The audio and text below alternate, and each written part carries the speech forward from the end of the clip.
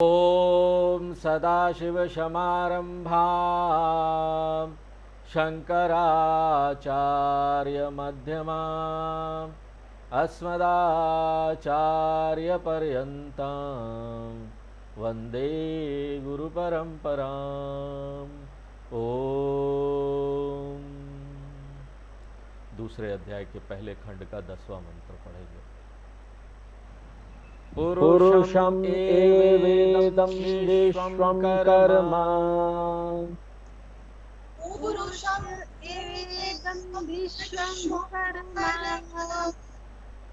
तपो ब्रह्म परामृतम् तपो ब्रह्म परामृतम् एतद्यो वेद निहितं गुहायाम् एतद्यो वेद निहितं गुहायाम् सो विद्या ग्रन्थिं विकीरति सौम्या सो विद्या ग्रन्थिं विकीरति सौम्या। तो इस खंड के पहले 9 श्लोकों में उपनिषद ने सृष्टि की बात की और ब्रह्म को सृष्टि का उपादान कारण बताया और बाकी सब को उस ब्रह्म से उत्पन्न बताया। तो ब्रह्म क्या हो गया? कारण है। और जगत क्या है? कार्य है। इस पर बात की गई। अब इस महत्वपूर्ण मंत्र में 10वें मंत्र में उपनिषद निष्कर्ष निकालता है, उपपरिणाम निकालता है। एकमात्र यही निष्कर्ष अकेले इस खंड की सबसे महत्वपूर्ण शिक्षा है। अभी तक तो सिर्फ आपको यही बताया गया, ब्रह्म से ये पैदा हो गया, वो आ गया, ये आ गया, लेकिन शिक्षा क्या लिया जाए? और हम लोग इसको वेदांत की भाषा में क्या बोलते? तात्पर्यम। क्या तात्पर्य था? बोलना क्या चाहते थे उपनिषद? इस पूरे खंड का केंद्रीय सार इस मंत्र में दिया गया है। और वो सार क्या है? क्योंकि जगत कार्य है और ब्रह्म कारण है। वास्तव में ब्रह्म के अलावा कोई जगत नहीं है, क्योंकि जगत कार्य है, ब्रह्म उपादान कारण है। ब्रह्म से जगत बना, वही मटेरियल से बना, आटा जिससे बना दुनिया, ये ब्रह्म है। ब्रह्म जब वही आटा से रोटी बना रहे हो तो रोटी क्या है? आटा ही तो है। उसी तरह से ब्रह्म से अगर जगत बना तो जगत क्या है? ब्रह्म ही तो है। उपादान कारण से अलग कोई जगत है ही नहीं। जैसे सोने से अलग कोई आभूषण नहीं है, जो उसका उपादान कारण है सोना। लकड़ी से अलग कोई फर्नीचर नहीं है। हम बोलते हैं, भले नाम दे दिया हमने कि ये टेबल है, व्यवहार के लिए चेयर है, लेकिन उसका उपादान कारण क्या है? लकड़ी। एक्चुअली में तो लकड़ी है ना। जैसे मिट्टी, मिट्टी का बर्तन बनता है, मिट्टी से अलग कोई बर्तन नहीं है, उपादान कारण है मिट्टी। इसी प्रकार ब्रह्म से अलग कोई जगत नहीं है। इसलिए जिसको हम संसार कह रहे हैं ना, वो कुछ नहीं, केवल ब्रह्म है। इसलिए हमको संसार को देखने का अपना नजरिया बदलना चाहिए भाई साहब। आप समझे हैं इसकी निशानी क्या है, संकेत क्या है कि आपको समझ में आ गया? आपके नजरिए में बदलाव आना चाहिए। और नजरिए में क्या बदलाव होना चाहिए? मैं दुनिया को दुनिया के रूप में अभी देखना ज्यादा जानता हूं ना। I see the world as a world. ये दुनिया दुनिया है। अब मैं अपने आप को ट्रेनिंग देता हूं, let me train my self. मैंने ये ज्ञान प्राप्त कर लिया शास्त्रों का, अब चलो मैं अपने को ट्रेन करता हूं। मैं खुद को दुनिया को ब्रह्म के रूप में देखने के लिए अपने आप को प्रशिक्षित करता हूं। ईशावास्यमिद्गुम सर्वम, सियाराम मैं सब जग जानू, सर्वत्र ब्रह्म दर्शनम, सर्वत्र ईश्वर दर्शनम। ये जो नजरिए या दृष्टिकोण में परिवर्तन आता है ना, यही ज्ञान का लाभ है। और यही होना चाहिए लाभ हमको। ये लाभ हमको मिलना चाहिए। ज्ञान में परिवर्तन से दृष्टि में बदलाव आ जाता है, वो आना चाहिए। आप क्या है? आप और कुछ नहीं, आपका अपना ज्ञान ही आप है। आप कैसे अपना हाथ पे हो जाएंगे, किस दिशा में अपने पांव को ले जाएंगे, वो सब किस पर निर्भर करता है? आपकी बुद्धि में ज्ञान क्या है। एक दृष्टिकोण परिवर्तन से क्या होगा? भावना में बदलाव आना चाहिए, मेरी भावना बदल जाएगी। हैं? दुनिया को पहले हम तो ऐसे ही देख रहे थे, ये तो भगवान है। और दृष्टिकोण परिवर्तन ही आपके जीवन में बदलाव लाएगा, वही बदलाव लाएगा और कोई चीज नहीं। और जीवन में यह बदलाव क्या होना चाहिए? कहां होना चाहिए बदलाव? संसार से मोक्ष की ओर। तो समझ में बदलाव से दृष्टिकोण में बदलाव आएगा। दृष्टिकोण का क्या मतलब है? किस तरह से मैं हर चीजों को देखता हूं। दृष्टिकोण में अगर बदलाव आएगा तो हमारी भावना ही बदल जाएगी हर चीज के प्रति। संसार से मोक्ष में परिवर्तन केवल इसलिए हुआ है क्योंकि मैंने विश्व दृष्टि जो अभी रख रखी थी अपनी, उसको परिवर्तित कर दिया, विस्थापित कर दिया ब्रह्म दृष्टि में। जैसे मेज दृष्टि को लकड़ी दृष्टि से विस्थापित करना है। अभी तक हम सब चीज को फर्नीचर देखते आए थे, अब जब हम ये वेदांत सुन रहे हैं तो जहां भी देखेंगे अरे ये तो लकड़ी है हमारी दृष्टि बदल गई ना। मिट्टी का बर्तन देखेंगे अरे ये सब तो मिट्टी है। आभूषण देखेंगे किसी का कोई पहना हुआ है तो क्या लगेगा? अरे ये तो सोना है। स्वर्ण दृष्टि से विस्थापित कर दिया आपने, तरंग दृष्टि को जल दृष्टि से विस्थापित कर दिया। लहर अब है नहीं, जो है जल है। लहर क्या है? समुद्र में लहर उठता है ना, पानी में लहर उठता है ना, वो है क्या? जल ही तो ऐसे उछल रहा है, आपने उसको लहर बोल दिया है तो वो जल। जब तक दृष्टि बर्तन की है या आभूषण की है या लहर की है, तब तक दृष्टि क्या है? नश्वरता की है। हम मर जाएंगे मर जाएंगे मर जाएंगे, खत्म हो जाएंगे। जब तरंग दृष्टि को जल दृष्टि में बदल दिया जाता है तब मैं नश्वरता नहीं देखता, क्योंकि लहर आती है चले जाती है।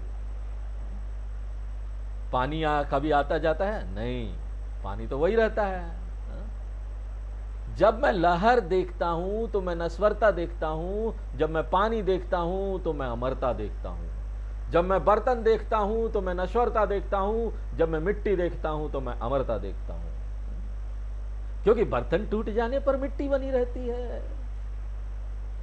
मिट्टी कहीं नहीं मरती, कहीं नहीं जाती। इसलिए ब्रह्म दृष्टि द्वारा विश्व दृष्टि का विस्थापन नश्वरता दृष्टि का अमरता दृष्टि से विस्थापन है। वास्तव में मोक्ष कुछ और नहीं, यही है। क्या है?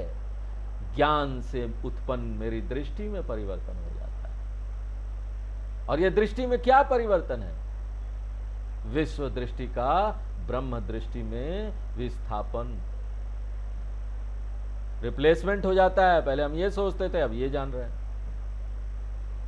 और इस विस्थापन के लिए सृष्टि प्रक्रिया का उपयोग किया जाता है। यही कराने के लिए वेदांत में आपको यही कराने के लिए इस प्रक्रिया का उपयोग करते हैं आचार्य लोग। और शास्त्र द्वारा उपयोग की जाने वाली इस पद्धति को एक तकनीकी नाम दिया गया है, और वो नाम क्या है? याद रखिए, वेदांत में बड़ा कॉमन है, हम आपको बता रहे हैं। कोई भी पूछेगा ना, ये चीज आपको याद रखना चाहिए। क्या? अध्यारोप अपवाद पद्धति। अध्यारोप अपवाद पद्धति, जिसके द्वारा मैं धीरे धीरे ब्रह्म दृष्टि में आ जाता हूं, विश्व दृष्टि का विस्थापन करता हूं। अध्यारोप अपवाद पद्धति के रूप में ज्ञात यह पद्धति वेदांत शिक्षण की मूल पद्धति के रूप में जानी जाती। कोई भी वेदांत आचार्य के पास जाएंगे वो आपको इसी तरीके से बताएगा। ये अध्यारोप अपवाद पद्धति, ये मूल पद्धति है, वेदांत में है। अध्यारोप अपवादाभ्याम निष्प्रपंचम प्रपंचयते शिष्यानाम सुखबोधार्थ तत्वज्ञे कपिताक्रम।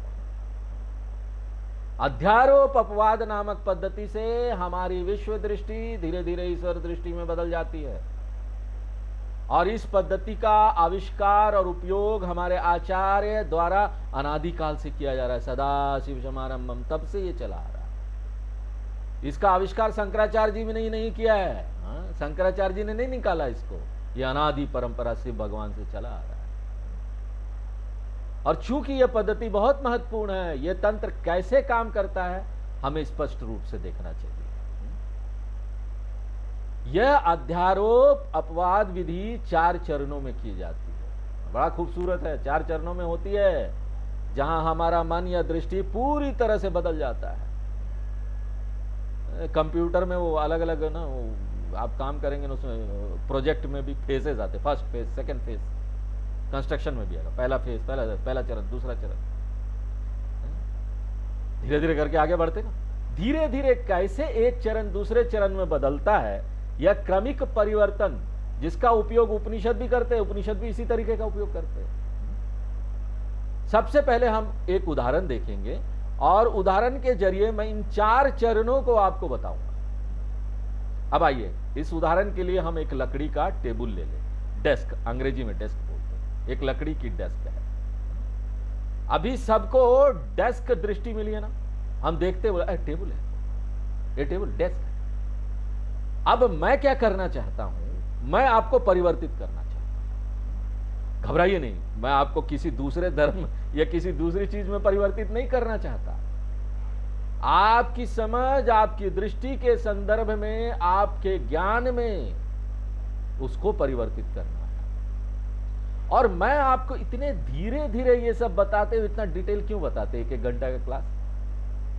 धीरे धीरे किसी का मन बदलता है, धीरे धीरे परिवर्तन करना चाहता हूं। और ये जो मैं परिवर्तन करूंगा ना, आपको पता भी नहीं चलेगा कब आप परिवर्तित हो रहे हैं। इसी को आदर्श शिक्षण कहा जाता है। अगर कोई आचार्य ऐसे कर पाए ना, वही आइडियल शिक्षा होती है कि आपको धीरे धीरे वो परिवर्तित करना है।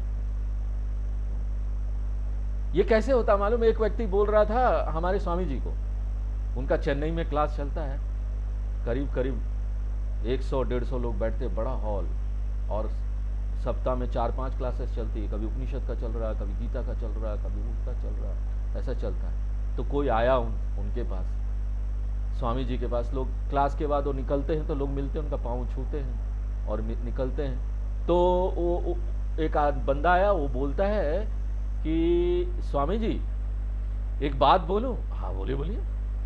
ऐसा है ना, पहले मैं ना अपने पिताजी को छोड़ने के लिए क्लास में आता था, क्योंकि हमारे स्वामी जी 30-35 साल से वहां पर ये क्लासेस कर रहे हैं। तो बोलते पहले मैं अपने पिताजी को छोड़ने आता था कि पिताजी को बड़ा सुनने का मन है, कौन ले जाएगा, तो मैं गाड़ी में आता था, उनको छोड़ देता था। धीरे धीरे पता नहीं, मैं 5 मिनट खड़ा होता था, आपको सुनते सुनते ऐसा हो गया कि अब तो पिताजी की मृत्यु हो गई, लेकिन अब मैं आता हूं। मैं इतना आदी हो गया हूं इन क्लासेस का कि मैं आता हूं स्वामी। पिता की मृत्यु के बाद तो मुझे क्लास छोड़ देनी चाहिए थी, लेकिन अब मैं परिवर्तित हो चुका हूं, मैं इन कक्षा को नहीं छोड़ सकता। और इसी को बोलते हैं कि ना आप चेंज हो गए, आप बदल गए। अब मैं आपको कैसे परिवर्तित करूंगा वो भी मैं बताऊंगा। पहला चरण है, मैं एक टेबल को एक कार्य के रूप में प्रस्तुत करूंगा, एक उत्पाद है, एक प्रोडक्ट है जो बनाया गया है। मैं कहता हूं कि ये डेस्क एक उत्पाद है, एक कार्य है, पहला चरण है। डेस्क को एक उत्पाद के रूप में प्रस्तुत करना पहला चरण है। तब आप इसे स्वीकार करेंगे, आराम से आप स्वीकार कर लेते ना। मैं बोलता हूं टेबल है, आप स्वीकार कर लेते ना। आप जानते हैं कि डेस्क शाश्वत रूप से नहीं थी, ये भी हम आपको बोलेंगे तो स्वीकार कर लेंगे। बाद में बना है ना, ये पहले तो नहीं था। इसलिए जब मैं कहता हूं कि एक उत्पाद है तो आप अपना सिर हिला लेंगे, आप कोई विरोध नहीं करेंगे, आराम से स्वीकार कर लेंगे। फिर दूसरा चरण है, मैं कहता हूं यदि डेस्क एक कार्य उत्पाद है तो इसका कोई तो कारण होना चाहिए ना। किसी भी कार्य का कारण होता है ना। कोई प्रोडक्ट है तो प्रोडक्ट का कोई मटेरियल होगा जिससे बना होगा वो, या कोई उसको बनाया होगा। मैं कहता हूं डेस्क का कारण क्या है? लकड़ी। फिर मैं आपको प्रस्तुत करता हूं, देखो भाई ऐसा है ना, आज तक तो तुम इसको टेबल देख रहे थे, लेकिन तुम देखो ये तो लकड़ी है। इसलिए दूसरा चरण क्या है? डेस्क के कारण के रूप में मैं आपको लकड़ी का परिचय देता हूं। पहला चरण है कि डेस्क को एक कार्य के रूप में प्रस्तुत करता हूं। और क्या लकड़ी के अलावा कोई डेस्क है? मुझे बताओ कि लकड़ी कितने ग्राम का है और डेस्क कितने ग्राम का या किलोग्राम का है? आप जानते हैं ना, इसका जो भी भार है टेबल का, ये लकड़ी का भार है। टेबल नाम का कोई पदार्थ नहीं है। इसलिए तीसरी अवस्था क्या है? तीसरा चरण में मैं कहता हूं कि वास्तव में लकड़ी के अलावा कोई डेस्क नहीं है। डेस्क तो केवल एक शब्द है, इसका केवल मुंह से बोलने के लिए नाम मात्र इसका अस्तित्व है। वाचारंभनम विचारो नाम ध्येयम। डेस्क नाम की कोई चीज नहीं है। और इस तीसरे चरण को हम डेस्क के निषेध के रूप में प्रस्तुत करते, निषेध कर रहे हैं हम। तीसरा चरण क्या है? डेस्क का निषेध है, डेस्क है ही नहीं। पदार्थ के रूप में डेस्क नहीं है, कोई पदार्थ नहीं है ये, डेस्क केवल एक शब्द रूप में है, पदार्थ के रूप में डेस्क नहीं है। फिर पदार्थ क्या है? लकड़ी पदार्थ है, पदार्थ के रूप में लकड़ी है, पदार्थ के रूप में डेस्क नहीं है, इसे कहते हैं निषेध कर दिया। ये तीसरा चरण। पहला चरण क्या है? डेस्क को कार्य के रूप में प्रस्तुत करना। देखो ये डेस्क के कार्य प्रोडक्ट है, अब प्रोडक्ट होगा तो उसका कोई मटेरियल होगा। दूसरे चरण में लकड़ी को कारण के रूप में प्रस्तुत करें, देखो लकड़ी इसका कारण है, लकड़ी से बना है। तीसरा चरण है डेस्क का ही निषेध कर दिया, डेस्क है ही नहीं। फिर चौथा कारण क्या है? एक बार जब आप डेस्क को नकार देते हैं, डेस्क कारण था ना, आपने उसका निषेध कर दिया कि है ही नहीं, खाली मुंह से बोलने के लिए है। अब लकड़ी को क्या बोला जा सकता है? कारण नहीं बोला जा सकता। क्यों? अरे जब बेटा होगा तभी तो पिताजी होगा ना, बेटा ही नहीं तो पिताजी क्या? जो बनाने वाला उसको नहीं है, बना ही नहीं तो क्या? क्योंकि कारणम शब्द हमने क्यों दिया था? वो तभी सार्थक है जब आप कार्य को सब स्वीकार करते हैं कि कोई कार्य है, तभी तो आप बोलेंगे ना उसका कारण है। कारण शब्द तभी प्रासंगिक है जब आप डेस्क को स्वीकार करते हैं कि ये डेस्क है। एक बार जब आप डेस्क को नकार देते तो है ही नहीं, तो आपने कार्य को भी कार्यम को भी नकार दिया। लकड़ी को अब कारण नहीं, कारण वो तो संबंध था, कोई था तो संबंध बनाया ना। अब लकड़ी को आप कारण भी नहीं बोल सकते, क्योंकि कार्यम शब्द तभी संभव है जब दो चीजें हो। रिश्ते के लिए दो लोग जरूरत है, ये इससे इसका वो रिश्ता है। तीसरे चरण में हमें दूसरे चीज को नकारना होगा। डेस्क नकारा, चूंकि हमने डेस्क को नकार दिया इसलिए अब दो चीजें नहीं बची, केवल एक ही चीज है। और जब केवल एक ही चीज है तो मैं रिश्ते के बारे में कैसे बात कर सकता हूं कि वो कारण है, कार्य है? मान लीजिए मैं आपसे पूछता हूं आपका रिश्ता क्या है, आपका क्या जवाब होगा? आपका रिश्ता क्या है मुझे बताओ। आप पूछेंगे मुझे बताओ किसके साथ, कोई हो तो रिश्ता बताओ। क्योंकि संबंध एक अवधारणा है जो केवल द्वैत के क्षेत्र में ही मौजूद हो सकती है, जब दो है। हाँ, कई सारे हैं। यहां हमारा उद्देश्य क्या है? आपको अद्वैत मिलेगा, आपको यह दिखाना कि यहां पर ब्रह्म के अलावा कुछ भी नहीं है। जो शंकराचार्य जी ने स्टेटमेंट दिया है, ब्रह्म सत्यम जगद मिथ्या जीवो ब्रह्मेव नापरा। तीसरे चरण में हमने द्वैत को नकार दिया, इसलिए कार्यम चला गया, और इसलिए लकड़ी को कारण भी नहीं कहा जा सकता। इसलिए चौथे चरण में मैं क्या करता हूं? मैं लकड़ी की कारणम स्थिति को नकार देता हूं। चौथे चरण में मैं लकड़ी की कारणम स्थिति को नकार देता हूं। बहुत सावधानी से, मैं लकड़ी को नकारता नहीं कि लकड़ी को ही खत्म कर दिया, नहीं। उसके ऊपर जो मैंने अपवाद किया था ना कि ये कारण है, अध्यारोप किया था ना, जो कारण है उसका अपवाद कर देता हूं। मैं लकड़ी को नकारता नहीं, लकड़ी की कारणम स्थिति को नकारता हूं। क्योंकि कारणम स्थिति देना द्वैत को स्वीकार करना है, क्योंकि कारणम एक संबंध है, कार्य एक संबंध है। कार्य शब्द की स्वीकृति या कारणम शब्द की स्वीकृति द्वैत की स्वीकृति है। और एक बार कार्य को नकार दिया तो कारणम स्थिति भी चली गई।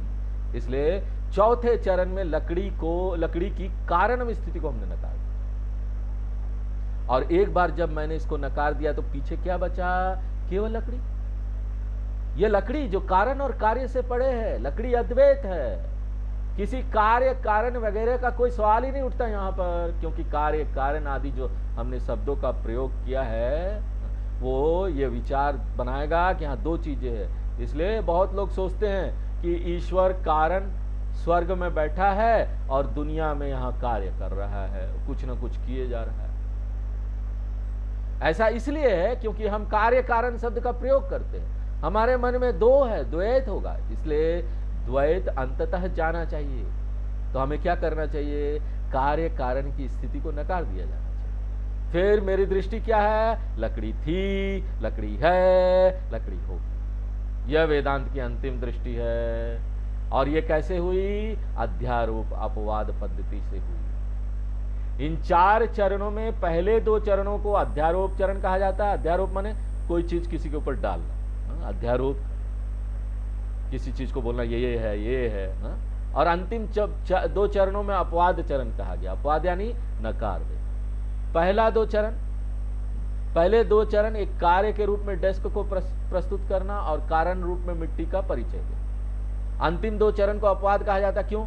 इन दो चरणों में आप नकार रहे हैं। आप किस बात को नकार रहे हैं? तीसरे चरण में आप कार्य को नकारते हैं, चौथे चरण में आप कारण स्थिति को नकारते हैं। तो एक बार जब आप इन 4 चरणों से गुजरते हैं तो कार्य कारणम विलक्षण लकड़ी इव अस्ति। इसे शंकराचार्य जी अपरोक्षानुभूति ग्रंथ उस पुस्तक है, उसमें बहुत खूबसूरती से उन्होंने इस चीज को प्रस्तुत किया है। एक श्लोक में 131 नंबर ऐसा श्लोक है नंबर, कार्य ही कारणम पश्येत पश्चाद कार्यम विसर्जयेत कारणत्वं सत्वो नष्ट वसिष्ठम भवेन मुनि। कार्य ही कारणम पश्येत पश्चात कार्यम विसर्जयेत कारणत्वं स्वतो नष्ट वसिष्ठम भवेन मुनि। पहले कार्य देखे, बाद में कारण देखे, फिर कार्य को नकारे, फिर कारण को नकारे। 4 चरण हो गए। कार्य देखो, कारण देखो, कार्य को नकारो, कारण को नकारो, कारणम स्थिति को नकारो। जो छूट जाता है वो क्या है? कार्य कारणम विलक्षणम। यह एक उदाहरण हुआ, ये उदाहरण दिया डेस्क के माध्यम से। अब इसी उदाहरण को आप पूरी दुनिया में लागू कर दीजिए। आप इसको कैसे करते हैं? यहां पहला चरण क्या है?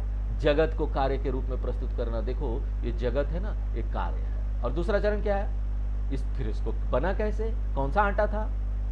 ब्रह्म को कारण के रूप में प्रस्तुत करना, दूसरा चरण। फिर तीसरा चरण क्या है? जगत को ब्रह्म से भिन्न ना मानना, ब्रह्म से अलग ना मानना। जगत का अस्तित्व ही नहीं है, खाली ब्रह्म है। इसलिए जगत का निषेध, ये जगत नहीं है, ये तीसरा चरण। इसलिए जब मैं कहता हूं कि जगत नहीं है तो इसका क्या अर्थ है? जगत ब्रह्म से अलग नहीं है। अगर ब्रह्म को निकाल दो तो कुछ नहीं। जैसे मैं कहता हूं डेस्क नहीं है, डेस्क लकड़ी से अलग नहीं है, इसी तरह जगत ब्रह्म से अलग नहीं है। तो चौथा चरण क्या है? ब्रह्म की कारणम स्थिति का निषेध। तो फिर क्या छूट गया? केवल ब्रह्म है, जो न कारण है न कार्य है। हम यहां कारण कार्य शब्द का उपयोग नहीं कर सकते, क्योंकि अद्वैत में आप संबंध की बात नहीं कर सकते। अद्वैत यानी सिर्फ एक है यहां इस संसार में, और कुछ नहीं एक के अलावा। यही ज्ञान है, कार्य कारण संबंध है अद्वैत यानी। इसलिए कार्य कारण संबंध शब्द का उपयोग अद्वैत ब्रह्म में नहीं किया जा सकता। इसलिए अब मेरी दृष्टि क्या है? ब्रह्म था, ब्रह्म है, ब्रह्म रहेगा। कुछ बनाने का सवाल नहीं, कुछ मिटाने का सवाल ही नहीं। पहले ब्रह्म एक प्रकार के नाम रूप में था, अब ब्रह्म दूसरे प्रकार के नाम रूप में है। पहले तक लकड़ी के तख्ते के रूप में थी, अब लकड़ी के मेज के रूप में है। इसलिए लकड़ी ही थी। पहले केवल रूप अलग था, अब रूप अलग है। अब यह रूपांतरित दृष्टि है, हमारी दृष्टि बदल गई। अब हम गलती कहां करते हैं, यह भी हमें जानना चाहिए कि हम गलती कहां करते हैं। हम शास्त्र से कहां भटक जाते हैं। शतरंज की खेल की तरह है। खेल खत्म होने के बाद ना वे खेल का विश्लेषण करते, देखते हैं, पता लगाने की कोशिश करते हैं कि हारने वाले ने कहां गलती की और क्या बेहतर चाल हो सकती थी। खेल में वो देखते हैं, खेलने के बाद खुद विश्लेषण करेंगे, ताकि आगे जब खेले ना तो गलती ना करे, अगली बार वही गलती ना करे। दूसरी गलती तो होगी, वही गलती नहीं होगी। हम कहां गलती करते हैं? हम मोह भ्रम में कहां पड़ते हैं? या यहां है, मैं जानता हूं ये सभी लकड़ी के अलावा कुछ नहीं, टेबल कुर्सी आदि है। लेकिन मैंने पाया कि अगर मैं सभी फर्नीचर के लिए लकड़ी शब्द का उपयोग करूंगा, मान लीजिए टेबल को लकड़ी भी कहते, कुर्सी को भी लकड़ी कहते, डेस्क को भी लकड़ी कहते, भले ही ये सच है। मान लीजिए मैं अलग अलग नामों का उपयोग नहीं करता, केवल एक ही नाम रखता हूं, क्या अद्वैत ना। मैं शंकराचार्य जी का शिष्य हूं, अद्वैत। समस्या क्या होगी? समस्या लेन देन में होगी। मान लीजिए एक डेस्क है, एक कुर्सी है, एक टेबल है।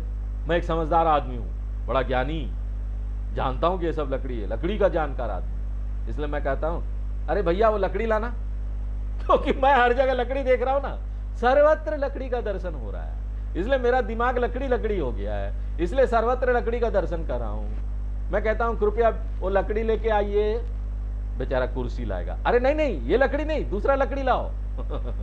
देखिए ना, कम्युनिकेशन प्रॉब्लम होगा ना, लोगों के साथ बोलचाल में समस्या आएगी। इसलिए इसको दूर करने के लिए, बोलचाल की समस्या को ठीक रखने के लिए मैंने एक नया शब्द जोड़ा, और वो शब्द क्या है? कुर्सी, डेस्क, टेबल, चेयर। इस शब्द का उपयोग करना शुरू कर दिया, और कुछ दिन बाद मैंने निष्कर्ष निकाला कि टेबल एक पदार्थ है, यह एक लकड़ी की मेज है, यह एक लकड़ी की मेज है, यह भ्रम की पराकाष्ठा है। जब मैं कहता हूं कि लकड़ी की मेज, देखिए थोड़ा सा यहां पर व्याकरण आएगा, आपको याद करना पड़ेगा अपना व्याकरण जो आपने स्कूल में पढ़ा होगा।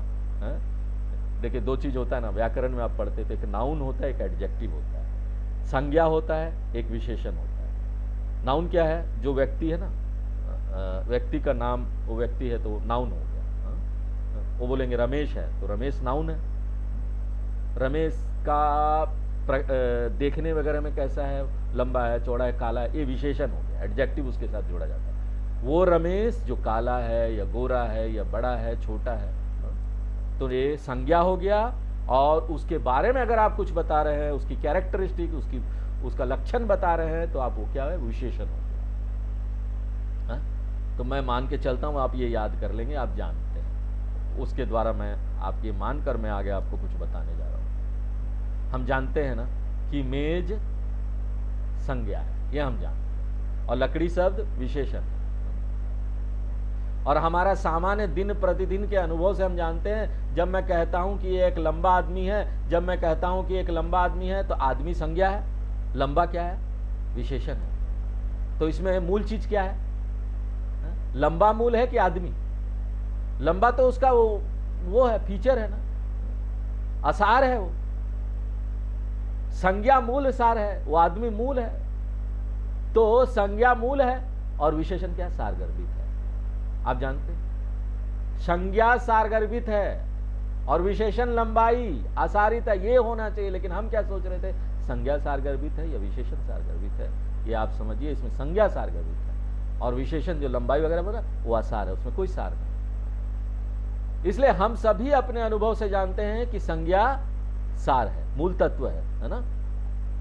वो लंबा है, काला है, गोरा, ये सब तत्व नहीं है, विशेषण आसारित है। तो हम जब बोलते हैं लकड़ी की मेज, अब इसमें विशेषण क्या है, संज्ञा क्या है? मेज संज्ञा है और लकड़ी बन गई है विशेषण, ये हो गया है। अब क्या हुआ है? मेज संज्ञा बन गई, इसलिए गलत धारणा है। मैंने मेज को संज्ञा बनाकर कभी देखा नहीं, जानने का कोशिश नहीं किया, मेज को ही संज्ञा बना दिया, यही सब कुछ है, यही सार है। और मैंने मेज को संज्ञा बनाकर सारगर्भित जो लकड़ी है उसको असार में बदल दिया। असार गर्भित मेज को मैंने सार का दर्जा दे दिया है। आज तक जानते ही नहीं थे, मेज मेज बोल रहे, संज्ञा का दर्जा दे दिया। और सार गर्भित लकड़ी को मैंने विशेषण का दर्जा दिया है, जो कि एक भ्रम है। सच में हमें लकड़ी की मेज नहीं कहना चाहिए, हमें कहना चाहिए टेबली लकड़ी क्योंकि लकड़ी संज्ञा है ना, कुर्सी की लकड़ी, डेस्क की लकड़ी। इसलिए कुर्सी या मेज इत्यादि को असार गर्भित विशेषण नाम रूप के रूप में लिया जाना चाहिए और लकड़ी को सार गर्भित संज्ञा के रूप में बनाए रखना चाहिए। मूल लकड़ी है, इसलिए हमने संज्ञा को विशेषण और विशेषण को संज्ञा के रूप में बदल दिया है। ये झूठ मूठ का हम देखते आए थे, देखा नहीं, हमारी दृष्टि ऐसी है, बचपन से हमको यही बताया गया। और इस संज्ञा और विशेषण का या उल्टा होना भले ही एक साधारण भाषा की समस्या प्रतीत होती, हमको लगता है ना क्या हुआ, साधारण सा बात है, ये तो भाषा है।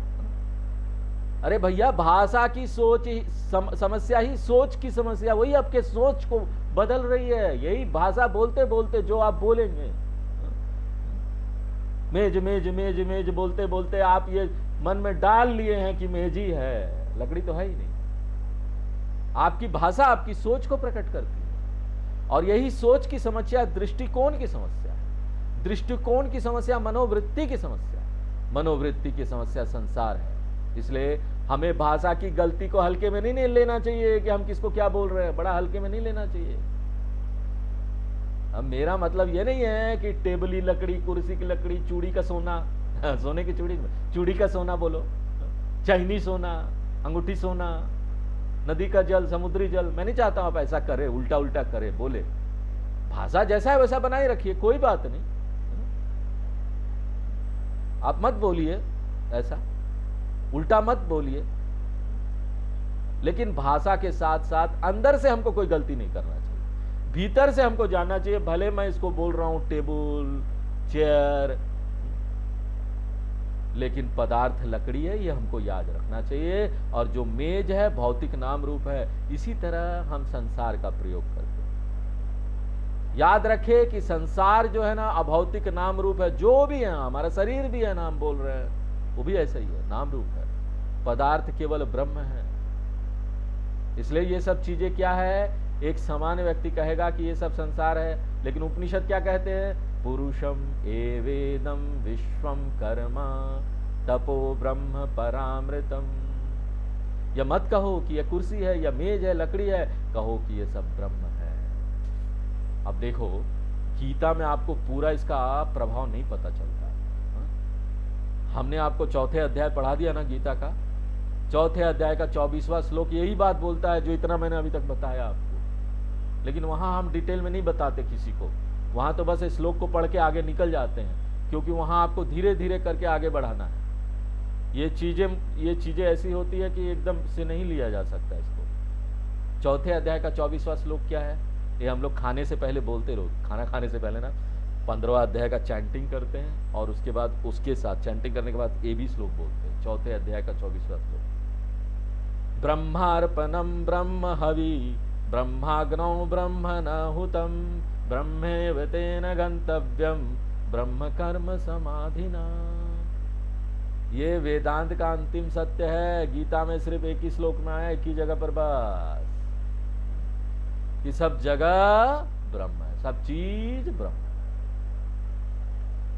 और आगे अगले भाग में उपनिषद इस बात को स्वयं ही बोलेगा, ब्रह्म वेदम अमृतम पुरस्ताद ब्रह्म पश्चात ब्रह्म दक्षिणस्तश्चोत्तरेण अधश्चोर्ध्वं च प्रसूतम ब्रह्म वेदम विश्वमेदम वरिष्ठम। आगे आने वाला है।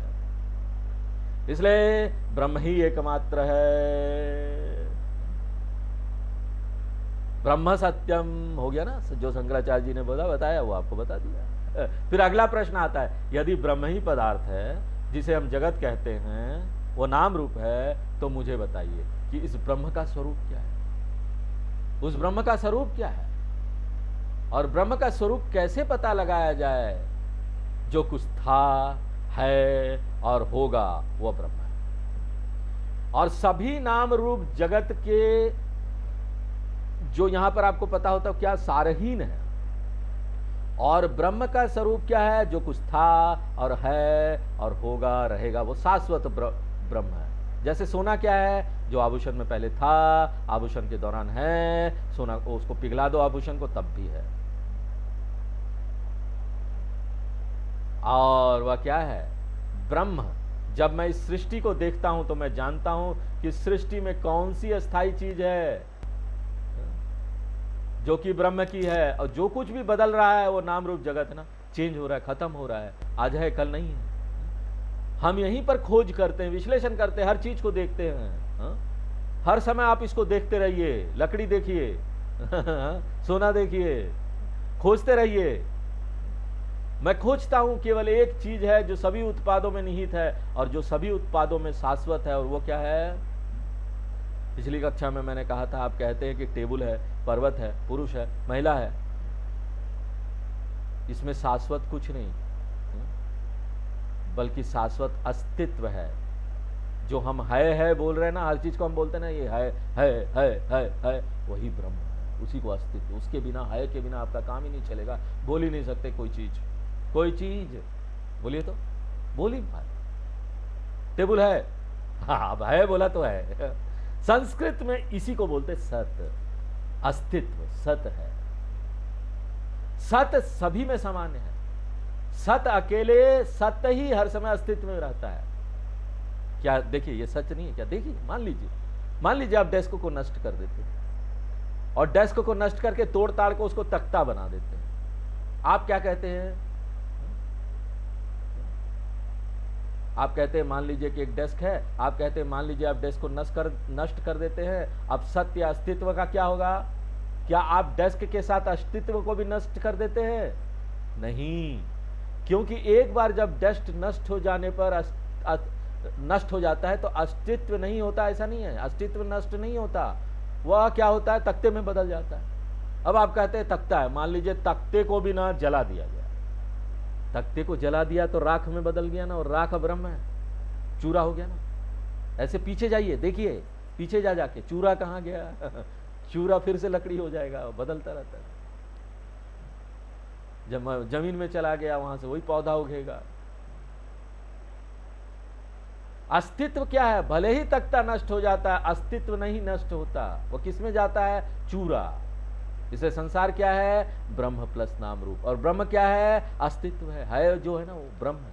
इसलिए संसार क्या है? अस्तित्व प्लस नाम रूप। और मैं अस्तित्व के रूप में यहाँ ब्रह्म का अनुभव कर रहा हूं। जो भी अनुभव का आप कर रहे हैं ना, अस्तित्व ही है। और ये कब हो रहा है? हर समय ब्रह्म का अनुभव हो रहा है। मुझे कैसे पता चलेगा कि मैं ब्रह्म का अनुभव कर रहा हूं? क्योंकि मैं कहता हूं एक पुरुष है, एक महिला है, एक मंदिर है। अब अगला प्रश्न क्या आता है? है बोलता हूं ना सब में, इसलिए उससे अपना अनुभव हो रहा है। अब अगला प्रश्न क्या आता है? क्या ठीक है?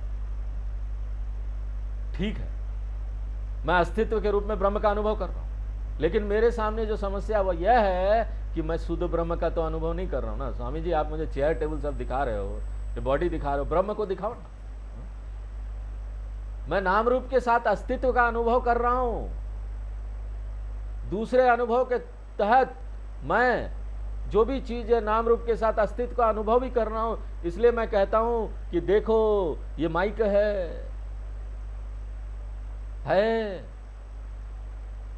अब मैं अस्तित्व का अनुभव कैसे करूं? विशुद्ध रूप से नहीं, शुद्ध रूप से आप इसका अनुभव कभी नहीं कर सकते।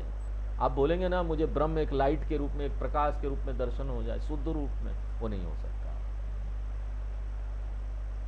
मैं किसी चीज के साथ इसका अनुभव कर सकता हूं। लकड़ी के साथ अस्तित्व का अनुभव कर रहा हूं। मैं मनुष्य नाम रूप के साथ, अपने साथ, मेरे अंदर जो जीवन शक्ति है उसमें ये अनुभव कर रहा हूं। हर जगह मैं अस्तित्व का अनुभव कर रहा हूं। इसलिए मेरा अनुभव क्या है? नाम रूप सहित सत्ता अनुभव। नाम रूप सहित सत्ता।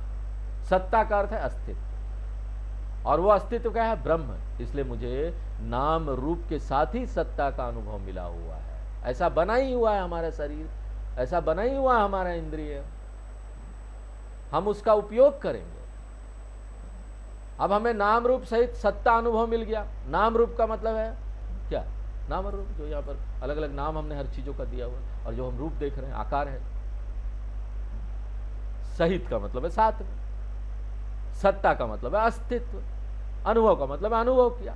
नाम रूप सहित सत्ता का अनुभव का मतलब है कि हमें नाम रूप और रूप के साथ सत्ता का अनुभव है।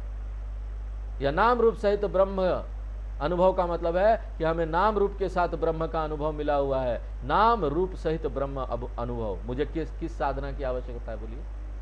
मुझे किसी साधना की आवश्यकता नहीं। क्यों? पूरा संसार क्या है? नाम रूप सहित ब्रह्म ही तो है। इसलिए मुझे कोई साधना नहीं करनी। अब मेरी कोई इच्छा हो सकती है, वो क्या है? देखिए, नाम रूप सहित ब्रह्म मिलावटी है ना, मिक्सिंग है ब्रह्म, क्योंकि वो नाम रूप के साथ है। मैं शुद्ध ब्रह्म का अनुभव कैसे कर सकता हूं स्वामी जी? शुद्ध ब्रह्म क्या है? नाम रूप रहित सत्ता अनुभव। मुझे नाम रूप नहीं, मुझे सिर्फ ब्रह्म को देखना। मुझे बिना किसी नाम और रूप के शुद्ध ब्रह्म का अनुभव करना है। मुझे बिना किसी नाम और रूप के शुद्ध अस्तित्व का अनुभव करना चाहिए। शुद्ध ब्रह्म, निर्गुण ब्रह्म, निरुपाधिक ब्रह्म, निर्विशेषम ब्रह्म मैं कैसे अनुभव कर सकता हूं? इस प्रश्न का उत्तर इसी मंत्र के उत्तरार्ध में दिया गया। देखिए, यह मंत्र हम बाद में देखेंगे, मैं पहले इसकी व्याख्या करूंगा। यह कैसे होता है? अब मुझे नाम रहित सहित ब्रह्म मिला है, और मुझे क्या चाहिए? नाम रूप रहितम ब्रह्म। नहीं स्वामी जी, आप तो ऐसे दिखा दे रहे मुझे टेबल और चेयर। नहीं, मुझे ब्रह्म को देखना, उसके अंदर जो ब्रह्म है ना उसको देखना। ठीक है, इसलिए मुझे क्या करना चाहिए? नाम रूप को हटाइए। मुझे सभी नाम रूप को नष्ट करना है, तोड़ दो सबको। हटा दो, डिस्ट्रॉय कर दो। बहुत सरल है। अब प्रश्न यह है कि मैं ही सभी नाम रूपों को कैसे नष्ट करूं? एक हथौड़ा ले लूं, सबको तोड़ता जाऊं पूरा दुनिया में? और जब ये मैं कर लूंगा तो नाम रूप रहितम ब्रह्म तक कैसे पहुंच सकता हूं? मैं दुनिया को कैसे खत्म कर सकता हूं? ये तो हो ही नहीं सकता। मैं दुनिया को कैसे खत्म कर सकता हूं और शुद्ध अस्तित्व का अनुभव कर सकता हूं? मैं जानना चाहता हूं कि एक कमरा कैसा होगा जब अंधेरा होगा। मेरे पास अंधेरे का अनुभव करने की दो विधियां हैं, एक विस्तृत विधि है, दूसरा सरल विधि है। विस्तृत विधि क्या है? हर लाइट को बंद करते जाओ। सरल विधि क्या है? अपनी आंखें बंद कर लो। हाँ? लाइट बंद करने की जरूरत नहीं, अपनी आंखें बंद कर लो। तो एक बार अपनी आंखें बंद कर लेते हैं, प्रकाश चला जाता है, अंधेरा हो गया। इसी तरह जब मेरी सभी ज्ञानेंद्रियां खुली होती है, नाम रूप का पूरा संसार यहां होता है, हम ना ये सभी अपने आंख कान मुंह से शब्द देख रहे हैं, शब्द स्पर्श रूप रस गंध, और उसके साथ इस सत्ता का अनुभव भी हो रहा है, अस्तित्व का। शब्द स्पर्श रूप रस गंध प्लस अस्तित्व। अब मैं संसार के शब्द स्पर्श रूप रस गंध वाले हिस्से को हटाना चाहता हूं। नहीं नहीं स्वामी जी, ये सब नहीं, मुझे तो शुद्ध ब्रह्म चाहिए। और वो क्या रखना चाहता हूं? अस्तित्व वाले हिस्से को। इसको हटा दो ना स्वामी जी, शब्द स्पर्श रूप रस गंध, और ये जो अस्तित्व है ना, इसको देखने दो मुझे। हाँ? अरे भैया, शब्द स्पर्श रूप रस गंध को कैसे हटाया जाए? अब बोलिए। बहुत सरल है। 5 इंद्रियों के कार्यों को आप बंद कर दिए। कल्पना कीजिए कि आपने अपने आंखें बंद कर ली है, आप किसी भी इंद्रियों का संचालन नहीं कर रहे। कल्पना कीजिए, बंद कर दीजिए। संक्षेप में सभी संवेदी कार्य को आपने स्थगित कर दिया। अब जब संवेदी कार्य को स्थगित करेंगे तो क्या होगा? सभी नाम रूप समाप्त हो जाएंगे, कोई नाम रूप नहीं है, क्योंकि इंद्रियां नाम रूप प्रकट करने के लिए होती है, इसलिए सभी नाम रूप समाप्त हो जाएंगे। और कल्पना कीजिए कि आपको मानसिक प्रोजेक्शन भी नहीं करना, प्रक्षेपण भी नहीं करना कि नहीं हमने आंखें बंद कर ली तो अब मन से हम कुछ सोच रहे हैं, ये है वो है, ब्रह्म ऐसा है वैसा है। आपके अंदर उस समय भी फिर नाम रूप आ जाएगा ना, सोचेंगे तो। इसलिए मानसिक सोच को भी स्थगित कर दे। संक्षेप में आप देखिए, आप ध्यान कर रहे हैं, ध्यान कर रहे हैं तो संवेदी कार्य जो है स्थगित हो गया है, मानसिक कार्य भी चला गया। हा? फिर नाम रूप प्रपंच जो है ना पूरी तरह से चला गया। अब क्या पीछे रह जाना चाहिए? यदि आपने शब्द स्पर्श रूप रस गंध को समाप्त कर दिया तो क्या पीछे रह जाना चाहिए? जो कभी नष्ट नहीं हो सकता, उसे पीछे छोड़ देना चाहिए। और ऐसा क्या है जो कभी नष्ट नहीं होगा? हमने पहले कहा कि सत्ता या अस्तित्व ही पीछे रह जाता है। तो क्या पीछे रह गया? जब आपने संवेदी और मानसिक कार्य स्थगित कर दिया, उसको हटा दिया, तो केवल शुद्ध अस्तित्व ही पीछे रह गया। अब प्रश्न यह है कि मैं उस शुद्ध अस्तित्व को कैसे जानूं स्वामी जी? मान लीजिए आप आंख खोलते हैं तो क्या होगा? शुद्धता चली गई, क्योंकि जिस क्षण आपने आप आंख खोलते हैं, आप सभी शुद्ध अस्तित्व का, आप कभी भी शुद्ध अस्तित्व का अनुभव नहीं कर सकते। लेकिन यह अस्तित्व किसके साथ मिला हुआ होगा? रूप के साथ। जिस क्षण आप कान खोलते हैं तो आप कभी भी शुद्ध अस्तित्व नहीं होगा, वह अस्तित्व किसके साथ मिला होगा? ध्वनि के साथ, आवाज आएगा। इसलिए जब आप इंद्रियों से काम करते हैं तब तक आप अशुद्ध अस्तित्व का ही अनुभव करेंगे। अब प्रश्न ये है कि आप शुद्ध अस्तित्व का अनुभव कैसे करें जो पीछे रह जाता है? तब ना उपनिषद एक भयंकर विस्फोटक घोषणा करता है, हुम। वो बोलता है, भाई साहब, शुद्ध अस्तित्व का कभी भी अनुभव नहीं किया जा सकता। शुद्ध अस्तित्व का अनुभव नहीं किया जा सकता। शुद्ध अस्तित्व का अनुभव नहीं किया जा सकता। अनुभव का मतलब है, आप बोलेंगे मैंने अनुभव किया, जैसे आप बोलेंगे ना वो अशुद्ध हो जाता है। अशुद्ध अस्तित्व का मतलब क्या है? या तो शब्द स्पर्श रूप रस गंध, कुछ मिलावट तो होगी। शुद्ध अस्तित्व अनुभव करने योग्य नहीं है। फिर अगला प्रश्न क्या आता है? यदि शुद्ध अस्तित्व का कभी अनुभव नहीं किया जा सकता तो मैं कैसे जानूं कि ये है भी? स्वामी जी आप तो झूठ बोल रहे, बकवास कर रहे हैं। हो सकता है ये है ही नहीं। हा? जब हम देख नहीं सकते हो नहीं तो है ही नहीं। मैं इसका अनुभव करना चाहता हूं। आप पूछते, आप कहते हैं कि इसका अनुभव नहीं किया जा सकता, तो फिर मैं कैसे जानूं, कि मैं कैसे मानूं कि यहां है? तब आप उपनिषद उत्तर देते हैं। जब आप संवेदी बोध को स्थगित कर देते हैं और जब पूरा संसार नकार दिया जाता है तो मुझे बताइए कि पीछे क्या शेष रह जाता है? वो शुद्ध अस्तित्व होना चाहिए। मुझे बताएं कि पीछे क्या शेष रह जाता है? और आप खोजना शुरू करते हैं। स्वामी जी, एक बार जब मेरा मन खाली हो जाता है और इंद्रियां नहीं देख रही होती है तो केवल शून्यता होती है, पीछे कुछ नहीं बचा, केवल शून्य, ब्लैंक हो गया सब कुछ। बौद्ध धर्म के लोग हैं जो बुद्ध को मानते हैं, वो इस शून्य विचार को मानते हैं। शंकराचार्य जी इसको नहीं मानते। वो बोलते शून्यता अंतिम सत्य है, यही शून्य है, ब्रह्म कुछ नहीं, ब्रह्म नहीं है बोलते। क्योंकि जब आप सब कुछ स्थगित कर देते हैं तो आप पाते हैं कि वहां शून्यता है, कुछ नहीं। इसलिए कई लोग शिकायत करते हैं, स्वामी जी जब मैं विचारों को स्थगित करता हूं तो केवल वहां शून्यता होती है। तब उपनिषदों ने पूछा कि जब आप संसार नकार दिया जाता है और जब आप कहते हैं कि पीछे कुछ भी नहीं बचा, तो आप कैसे कहते हैं कि कुछ भी नहीं है? आपको पता है ना, मुझे कुछ भी नहीं है का अनुभव नहीं होता। कुछ भी नहीं, इसके बारे में आप जानते हैं? कुछ भी नहीं के बारे में आप जानते हैं? ऐसा कुछ नहीं है जिसके बारे में आप जानते हैं। इस कुछ भी नहीं यानी शून्यता का कोई तो देखने वाला होगा, तभी तो आप जानते हैं ना, कोई तो साक्षी होगा। इसका मतलब है शून्यता का एक साक्षी है, उसको भी देखने वाला कोई पीछे बैठा है।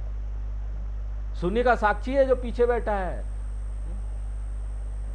एकमात्र हर चीज की अनुपस्थिति का अनुभव वही कराता है। उपनिषद कहते हैं कि यही साक्षी जागरूकता चेतना शुद्ध अस्तित्व है, सत्य चैतन्य के बराबर है, सत्य चित्त के बराबर है, और वही चित्त आपके बराबर, वही आप हो, वही आप हो। बाहर से मत सोचो कि मैं ये हूं। जिसका आप अनुभव करता है उसका कभी अनुभव नहीं किया जा सकता। जो अनुभव करता है उसका अनुभव नहीं किया जा सकता। क्षमा कीजिएगा। इसलिए यदि आप शुद्ध अस्तित्व को जानना चाहते हैं, केवल एक ही रास्ता है।